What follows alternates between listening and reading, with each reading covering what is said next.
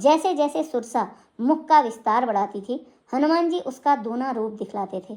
उसने 100 योजन अर्थात 400 कोस का मुख किया, तब हनुमान जी ने बहुत ही छोटा रूप धारण कर लिया और वे उसके मुंह में घुसकर फिर तुरंत बाहर निकल आए और उसे सिर नवाकर विदा मांगने लगे।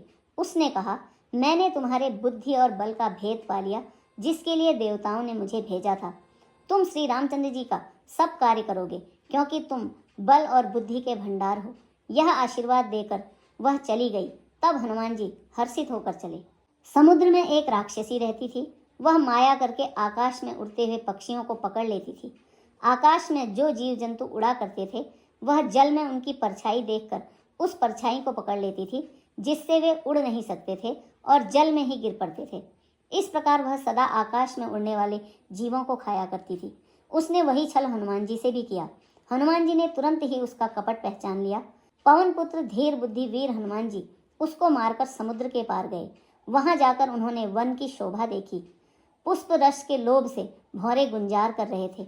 अनेकों प्रकार के वृक्ष फल फूल से शोभित हैं। पक्षी और पशुओं के समूह को देखकर तो वे मन में बहुत ही प्रसन्न हुए। सामने से एक विशाल पर्वत देखकर हनुमान जी भय त्याग कर उस पर दौड़कर जा चढ़े। शिव जी कहते हैं, हे उमा, इसमें वानर हनुमान जी की कुछ बड़ाई नहीं है। यह प्रभु का प्रताप है, जो काल को भी खा जाता है।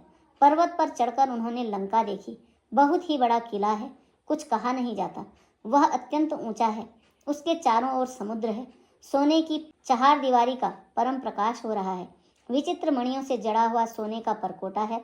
उसके अंदर बहुत से सुंदर सुंदर घर हैं। चौराहे, बाजार, सुंदर मार्ग और गलियां हैं। सुंदर नगर बहुत प्रकार से सजा हुआ है। हाथी, घोड़े, खच्चरों के समूह तथा पैदल और रथों के समूहों को कौन गिन सकता है। अनेक रूपों के राक्षसों के दल हैं।